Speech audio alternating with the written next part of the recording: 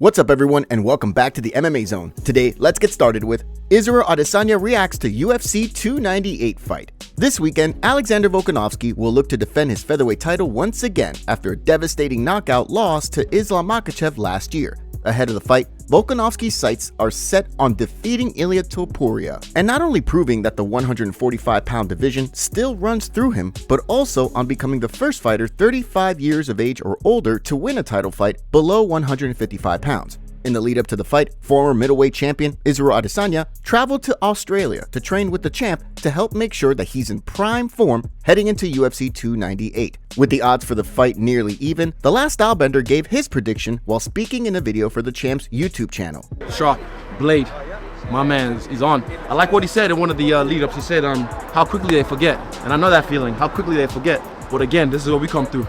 It's time to remind them. So he's about to do that in Anaheim. Although both Volkanovski and Topuria are incredibly confident heading into their fight, many members of the MMA community are torn on how things will play out. Interim heavyweight champion Tom Aspinall captured the sentiment of many members of the community, writing, "As a die-hard Volkanovski fan, gotta admit, I'm a bit nervous for next weekend. Very exciting stuff. With fight week underway, it'll be interesting to see how things play out in California." Next up, let's take a look at Henry Cejudo fires his coach before UFC 298 with footage. After coming up short in his highly anticipated return last year when he fought Aljamain Sterling, Henry Cejudo is looking to get back in the win column and punch his ticket to a title fight when he faces off with Merab in a title eliminator at UFC 298. Leading up to the bout, Cejudo has made a major change to his coaching staff, firing coach Eric Albarracin on camera during the taping of Countdown to UFC 298. The conversation was aired as part of the episode, which was released this past weekend. You're with me for my last Olympic trials. You've been there for me, but as of right now, I just want to let you know, man, that for this camp, dude, I'm getting rid of specific coaches, man. Much you included, dude. Sometimes you're too close to somebody and people just get too comfortable. The goal has always been the same, for you to be the greatest combat athlete of all time. And to me, that was a dream come true. This is why this man is the GOAT coach, the most unselfish human that you will ever meet. Captain Eric Alvarez. Whether or not the move will pay off when Cejudo steps into the octagon to fight Merab remains to be seen. Next up, let's take a look at Strickland reacts to altercation. At the Power Slap event on Friday night, former middleweight champion Strickland nearly got into it with rapper Machine Gun Kelly. The exchange was caught on camera, where Strickland called the rapper a weird dude. Kelly was reportedly unamused and said something to Strickland, who leaned in close to hear what the rapper had to say before then calling him a weirdo and walking away. After the event, Strickland then posted a series of tweets reacting to the situation. First writing, "I almost hit a vampire tonight. LOL. They said his name is Machine Gun Kelly. How do you have a dope name and dress like a 13th goth South Park character?" He then followed up the tweet with another, writing, "You guys, what the fuck is going on? Transformers Megan Fox is with that thing. What the actual fuck has happened to the world? What did I miss? Is she okay? Is this man the devil? Megan Fox, are you okay? Do you need assistance?" The former champ then posted another tweet, writing, "Man, I just found out about Megan. The fuck has happened since Transformers? I'm done. Good night.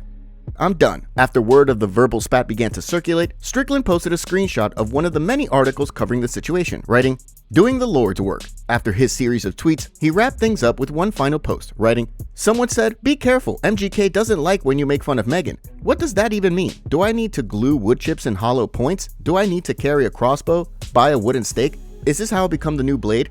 So far, no response yet from the rapper. Next, let's take a look at Drunk Jon Jones goes back and forth with comedian. In 2021, fresh off an arrest for domestic violence, heavyweight champion Jon Jones vowed to leave alcohol in his past forever, stating that he simply has too much trauma to consume alcohol and his brain can't handle it. Despite that, the champ was heard heckling an up-and-coming comedian in a video shared on YouTube. The comedian uploaded the footage in a video titled, "A Very Drunk UFC Champion, Jon Jones, Heckled Me." The exchange goes on for 5 full minutes, during which time Jones can be heard making little sense, with the exchange lasting throughout the entirety of the comedian's set. Are you sure this is alcohol, or is it? Are we? Is this what you do for a good time? No, honestly, I'm trying to find the amusement in it, and you guys have been awesome. I appreciate the person who's drunk out of their senses thinking we're all funny. So wait, how did you, what has your evening been like? You went to El Compadre or just roaming around Well, it's just being that dude, you know. It's just being a lot of hurt, a lot of work. It's a lot of work. A lot of you work like this. This is your work. LA guys. How do I get your job? I'm obsessed with it because it's amazing. It's been showing me that it's amazing. What, LA? Yes. While the video has continued to go viral, Jones has yet to weigh in on the footage. As he indicated this past weekend, his sights are set on returning in 5 months after fully recovering from a torn pec and clean-up elbow surgery. Next, let's take a look at UFC fighter sends a warning to roster. Gregory Rodriguez picked up a big TKO win over Brad Tavares this past weekend at the Apex, marking his second straight after his UFC 283 loss to Bruno Ferreira. For Rodriguez, the win extended his UFC record to 6-2 and saw him show off his growth as a fighter. After the victory, Rodriguez feels as though he's ready for a big step up in competition. Speaking to media members backstage, he put the division on notice, announcing his plans to reign as king of the 185-pounders. I don't know what the UFC gonna, offer me, but I'm happy with everything they do. They do a really great job, but I already show I belong at the top. And my goal is to be a champion of this division. I want to be the king of this division, and I'm just gonna take my time. And I believe the UFC, they already see that, and they're gonna offer me a good things.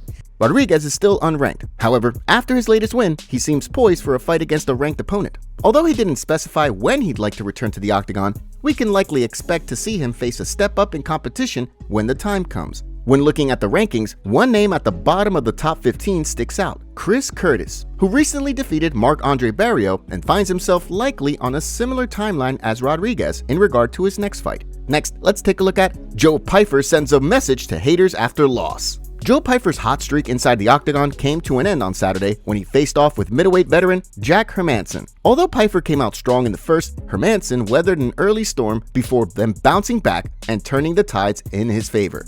After being on the wrong side of a unanimous decision, Pyfer sent a message to his haters while speaking in a video posted to social media. So all my haters, suck a fat. I wasn't supposed to be here anyway. I give it 100% every time, and yeah, we'll make adjustments and we'll come back. Thank you to all my sponsors. Thank you to everybody that supports me. And yeah, good job, Jack. Pyfer also shed light on the things he learned in the fight, giving his breakdown in the immediate aftermath. I'm okay, despite how my face looks. I wasn't rocked. I got punched in the eyeball. Couldn't see. We did a good job on the calf. I feel like the eye, when I lost vision, I fell that round. Like I lost that round and then just couldn't get it back. And then he did a good job on the calf. So, given the damage he sustained in the bout, it's unclear when Pyfer will look to return to the octagon. However, after having his 3-fight win streak snapped, the Dana White's Contender Series alum seems to be taking things in stride. The MMA community roasts Jorge Masvidal after a recent video surfaced showing the former UFC star gaining weight in retirement. Here's what the MMA community had to say. Nah, I really am confused though. Does he not have a fight coming up with Nate Diaz? The American dream: make enough money to retire and get fat, turning into late-stage Rampage Jackson. Jorge Masvidal making DC look skinny in comparison. Been having too many of them pizzas and tequilas. Safe to say Jorge Masvidal will not be doing anything athletic this year. Jorge Masvidal looking like Jesus on his third plate at the Last Supper. Shara Bullet admitted on a recent interview that he used to take steroids when he was fighting in Russia before signing to the UFC. One fan said, "As if it isn't obvious," showing a side-by-side comparison of Shara before and after the UFC. Another fan said, "Not a great move to admit it, but steroids are normal in pro sports, even with the testing. You would likely do the same thing for the recovery aspects." Top comments. Bilal calling Leon weak-minded is hilariously hypocritical, considering how butthurt he always acts. Sneeko asked Sean to spar. Fuck around with a pro and find out. So we're just ignoring the fact that Tavares is 5 years older, yet looks 20 years younger than RoboCop? Alright, cool. If the UFC buys the BKFC, rest assured that they're going to shut it down, like they did with Pride and Strikeforce, to make sure to eliminate any competition for pay-per-view buys. Make sure to leave a comment and you might get featured in our next video. Thanks for watching. If you enjoyed, make sure to subscribe and turn on notifications to never miss any MMA news. Check out our video from yesterday if you missed it. See you tomorrow.